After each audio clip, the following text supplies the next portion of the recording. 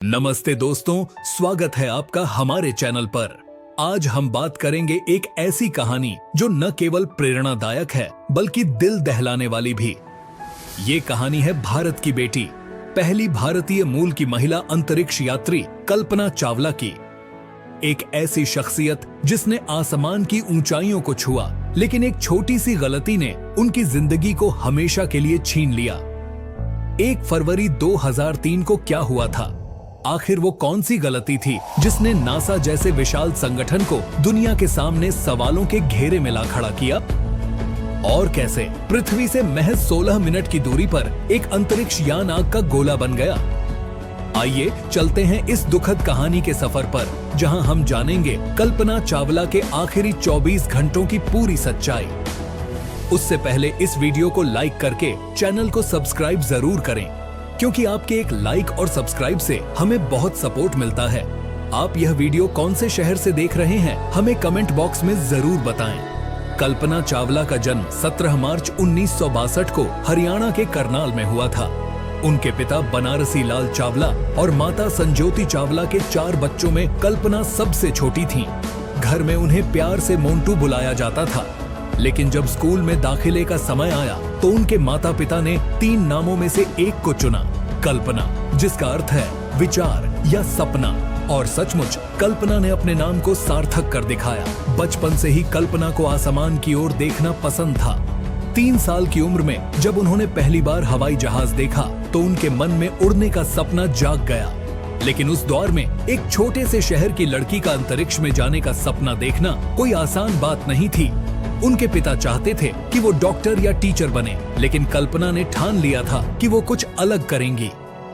8वीं कक्षा में ही उन्होंने अपने पिता से कहा, मैं इंजीनियर बनूंगी। और यहीं से शुरू हुआ उनका वो सफर जो उन्हें चंडीगढ़ के पंजाब इंजीनियरिंग कॉलेज तक ले गया। वहां उन्होंने एरोनॉटिकल इंजीनियरिंग में डिग्री हासिल की। उस समय इस फील्ड में पढ़ने वाली वो इकलौती लड़की थीं। लेकिन ये तो बस शुरुआत थी। 1982 में 20 साल की उम्र में कल्पना अमेरिका चली गईं। वहां उन्होंने टेक्सास यूनिवर्सिटी से एरोस्पेस इंजीनियरिंग में मास्टर्स किया। 1988 में वो नासा से जुड़ी और 1995 में जॉनसन स्पेस सेंटर में शामिल हुईं। 1997 में कल्पना ने अपना पहला अंतरिक्ष मिशन STS-71 पूरा किया। इस मिशन में उन्होंने 10.4 मिलियन मील का सफर तय किया और पृथ्वी के 252 चक्कर लगाए। ये वो पल था जब पूरी दुनिया ने भारत की इस बेटी का नाम गर्व से लिया। लेकिन किसे पता था कि उनका दूसरा मिशन उनकी आखिरी उड़ान बन जाएगा। लेकिन दोस्तों, ये कहानी यहीं खत्म नहीं होती। एक छोटी सी गलती जिसे नासा ने नजरअंदाज किया ने 7 जिंदगियों को हमेशा के लिए बदल दिया। 16 जनवरी 2003 फ्लोरिडा का कैनेडी स्पेस सेंटर, सुबह के 10:39 अंतरिक्ष यान कोलंबिया ने अपनी 28वीं उड़ान भरी। इस मिशन का नाम था STS-107। यान में 7 अंतरिक्ष यात्री सवार थे। ये मिशन 16 दिनों का था, जिसमें चालक दल ने 80 से ज्यादा वैज्ञानिक प्रयोग किए। अंतरिक्ष में रहते हुए कल्पना और उनकी टीम ने पृथ्वी के पर्यावरण, गुरुत्वाकर्षण और कई अन्य वैज्ञानिक सवालों पर रिसर्च की। हर पल वो नासा के ग्राउंड स्टेशन को अपडेट भेज रहे थे। लेकिन दोस्तों, इस मिशन की शुरुआत में ही कुछ ऐसा हुआ जिसने इस उड़ान को हमेशा के लिए अभिशप्त कर दिया। लॉन्च के महज 81 सेकंड बाद कोलंबिया के बाहरी ईंधन टैंक से एक फोम इंसुलेशन का टुकड़ा टूटकर यान के बाएं पंख पर जा टकराया। ये टुकड़ा 2649 किलोमीटर प्रति घंटे की रफ्तार से टकराया था। इस टक्कर से यान के पंख में एक छेद हो गया। लेकिन सबसे बड़ा सवाल, क्या नासा को इसकी जानकारी थी? जांच में बाद में पता चला कि नासा के कुछ इंजीनियरों को इस नुकसान का अंदाजा था, लेकिन उन्होंने इसे गंभीरता से नहीं लिया, क्योंकि उन्हें लगा कि ये छोटी सी समस्या मिशन को प्रभावित नहीं करेगी। लेकिन दोस्तों, यही वो छोटी सी गलती थी जिसने 7 जिंदगियों को हमेशा के लिए खत्म कर दिया। 1 फरवरी 2003 सुबह का समय, कोलंबिया स्पेस शटल अपनी 16 दिन की यात्रा पूरी कर चुका था। 7 अंतरिक्ष यात्री अब पृथ्वी की ओर लौटने के लिए तैयार थे। कल्पना चावला और उनके साथी इस मिशन को कामयाब मान रहे थे। वो हंस रहे थे, मजाक कर रहे थे और अपने परिवारों से बात करने की योजना बना रहे थे, लेकिन उन्हें नहीं पता था कि उनके यान में एक ऐसी खराबी थी जो उनकी जिंदगी के आखिरी पल बनने वाली थी।